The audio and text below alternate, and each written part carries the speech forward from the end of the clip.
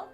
So for today's video, I'll be showcasing you guys some of the face masks I made during the pandemic situation we are facing of COVID-19.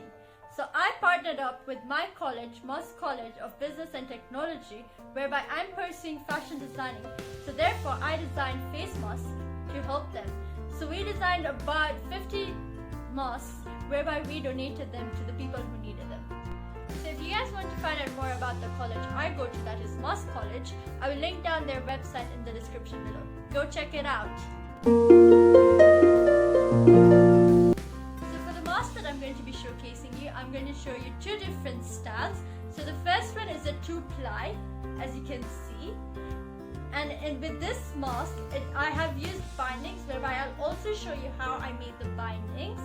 And if you'll notice, the shape of this mask is different. It's curved on the top. So like when you put it, it will cover like your nose area like that. And the thing with the binding is that you can tie it around.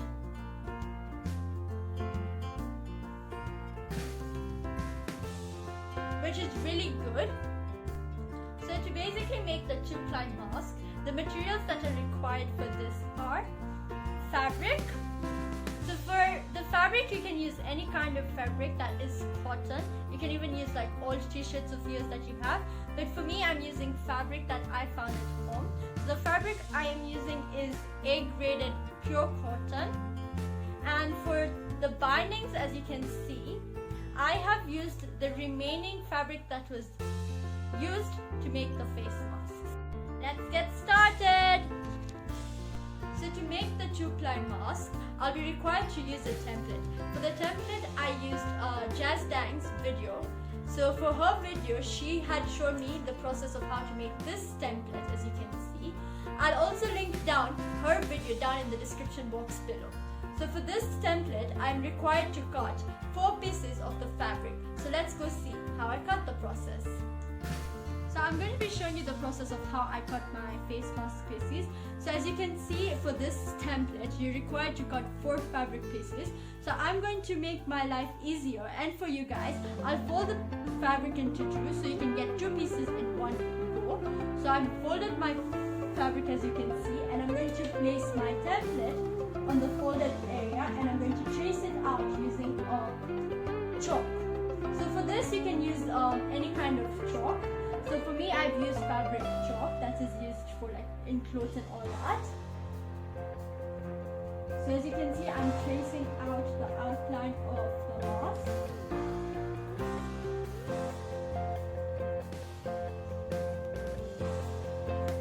And once you're done with tracing it, what you're going to do is take scissors.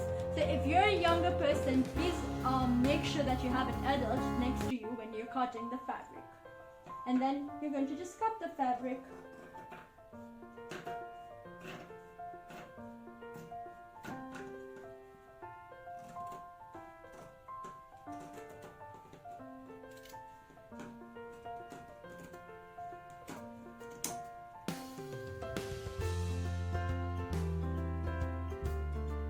So I finally finished cutting my 4 pieces of fabric, as you can see.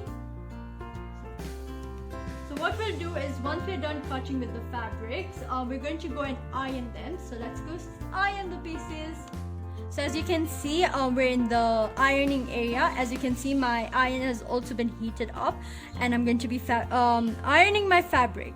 So the reason why I'm ironing my fabric is to remove the creases that are formed, because when you fold the fabric, the creases are being formed. So to avoid that, we normally iron the fabric.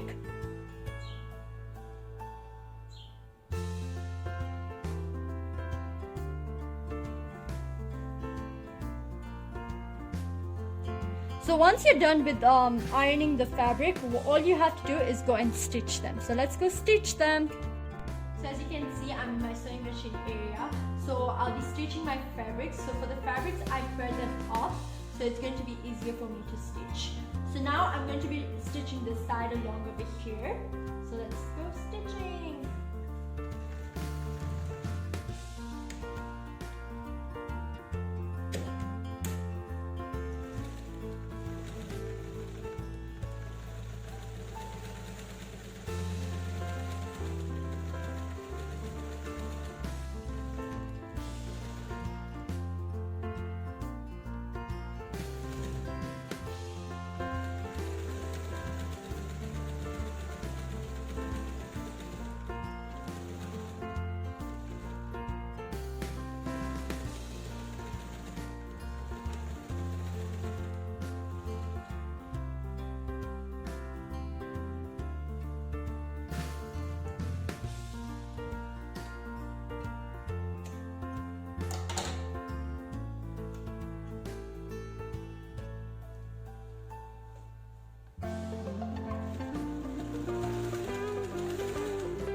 once you're done stitching, all you're going to do is like you cut off the extra thread. So as you can see, it's stitched like all around. So for this I have used black thread, as you can see above, because I do not I wanted to match with the fabric color I have used.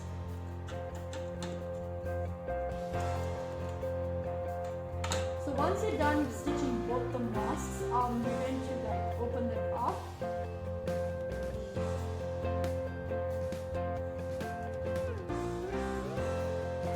After you're done opening up, you're going to be stitching all along the sides.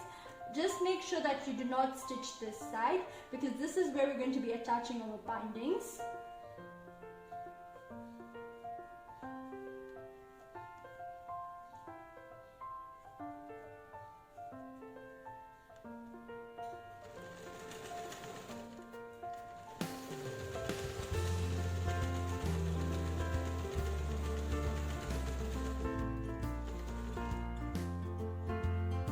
And now that you can see, I have there's this slit that's been created, so I'll be opening it up so it's easier for me to stitch.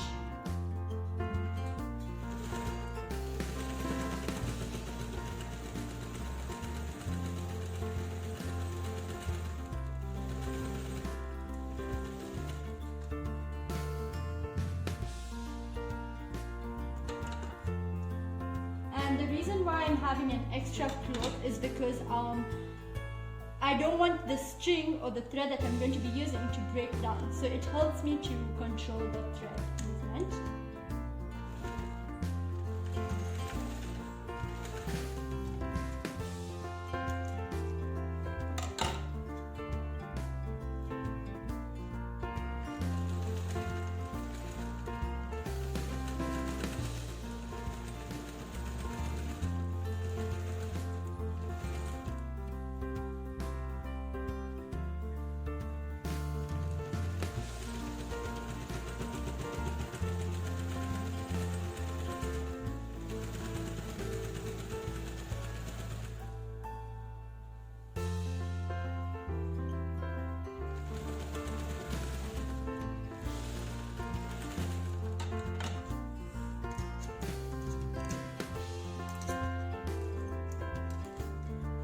So once you're done stitching, what we'll do is we'll take it inside out.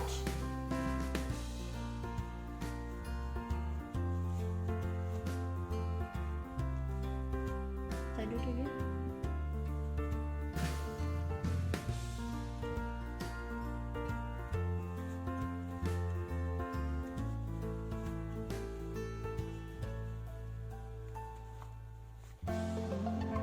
So sorry, I'm just struggling to open up. Okay, finally. So as you can see, I have done the base of the mask and I've gotten the shape. So now what we'll have to do is just add the bindings to it. So now I'll show you the steps on how to add the bindings and how to also make the bindings. Now I'm going to show you the process of how to make the binding. So as you can see, the material I'm using is the waste material that came out from the previous mask that I cut. So as you can see, I've measured 40 inches. So the reason why I'm using 40 inches is because I'll be dividing them into 4 parts, because the mask needs 4 bindings. Or you could even buy bindings at your nearest store, but I prefer to make my own bindings.